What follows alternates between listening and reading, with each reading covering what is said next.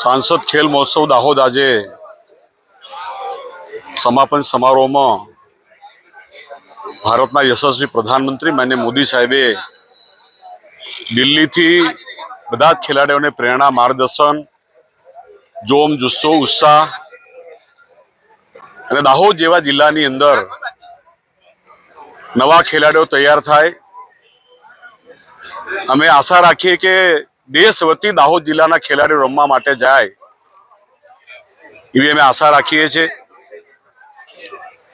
તાલુકા કક્ષાએ અમને ખૂબ જે મદદ કરી છે એવા સૌ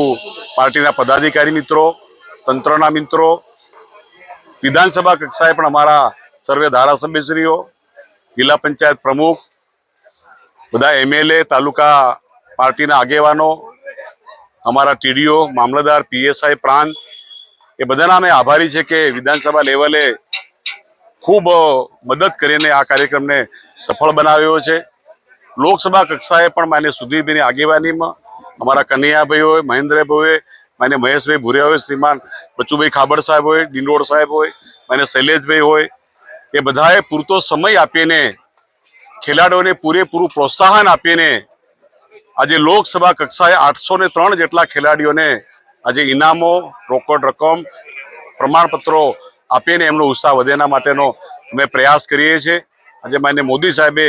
બધા ખેલાડીઓને સંબોધન કરીને